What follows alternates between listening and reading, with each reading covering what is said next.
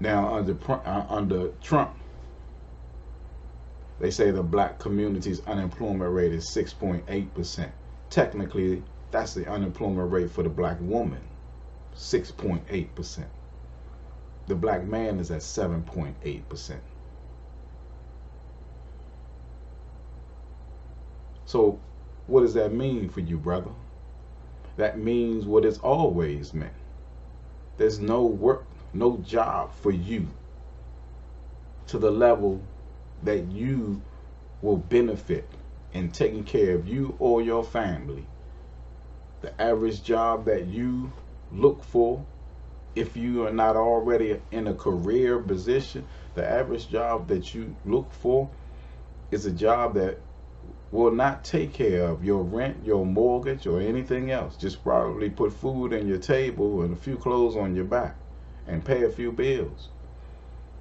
But anything greater, you need 2 or 3 more jobs. And it's not enough time in a day for your body to handle 3 jobs. You'll work yourself to death.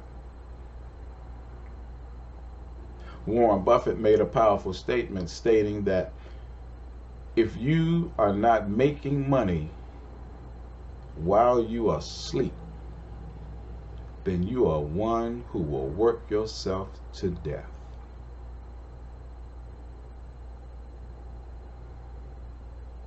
You have to change the course, black man. You have to change the narrative, black man. And you cannot do that by forcing people, others, to change based on what they think about you, based on how they are attacking you, based on what efforts they are putting in to keep you down and under. It's not about them. It's about you looking at that as a stepping stone, as a stumbling block, and learning how to step over them and getting around them and build your own sandbox. The Latino community displays every day why in the worst of times they can succeed. Because anyone coming from South America or any third world nation,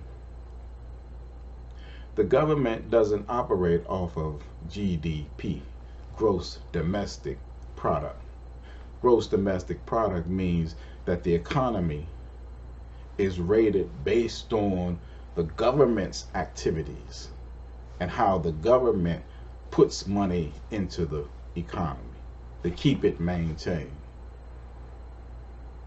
But you then have gross or GNP, gross national product. Gross national product means that the economy is rated by the people, what the people put into the economy. Entrepreneurship.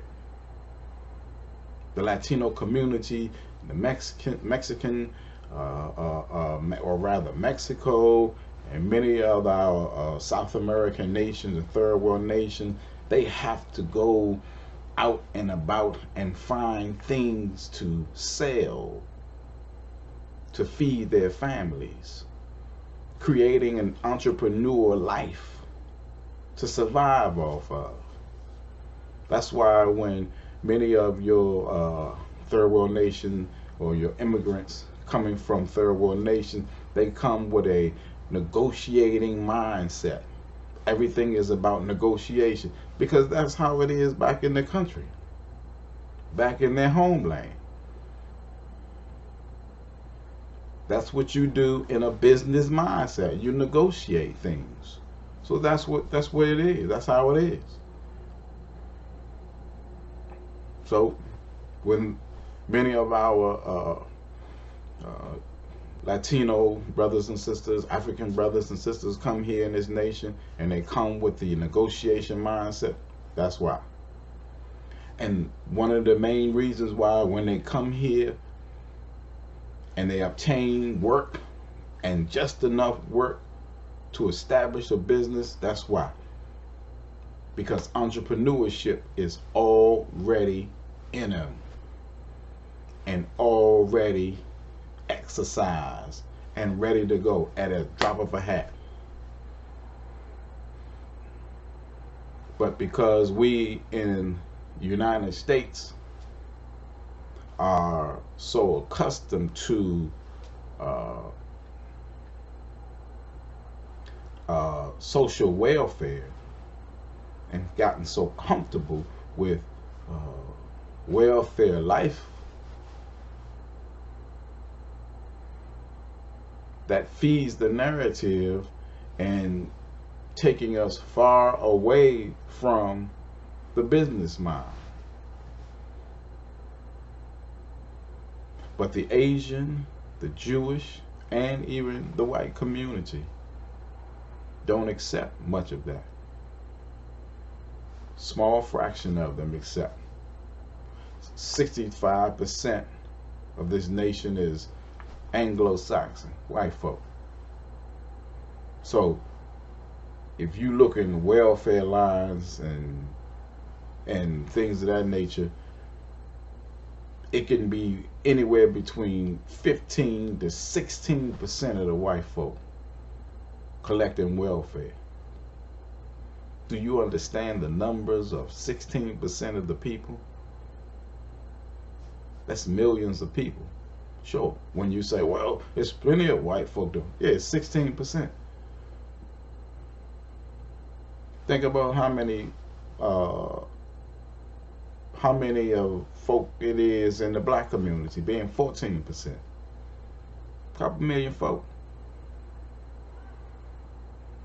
So you can't compare the black community's welfare gain with the white community. They're 65%. You could take 12%. You could take 15% out. And 15% will be more than us. And it ain't the whole 14% of the black community that's dealing with welfare. You can roughly say perhaps maybe 7%, maybe 8% compared to white folks, 15 to 16%, maybe 20%. Of course, there's a larger amount of people on welfare from a white folks perspective, comparing 8% to 16 to 20% out of 65% population. Think about that.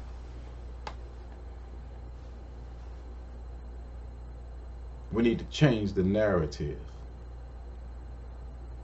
and we need to change it quickly,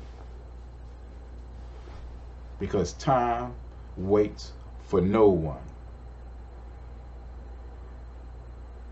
And the danger and the times to which we are in today is opioid is wiping out the white community like crack was set up to wipe out the black community in the 80s. And that didn't achieve its goal. But opioid wasn't set up to wipe out the black community. Wipe out the white community. The white community just have that kind of an appetite for drugs and a higher level of drugs to take their high to another level. And it's affecting every aspect of their community. Every aspect. The best of the best white man is finding his son or daughter dead up in their room somewhere off of some pills. And the white man is angry. And that's the time we in. And you, black man, needs to know what time it is and what season it is. What time is it? Angry times. Folk are angry. White man angry. The hillbilly community finally got a voice that they've been begging for through Donald Trump.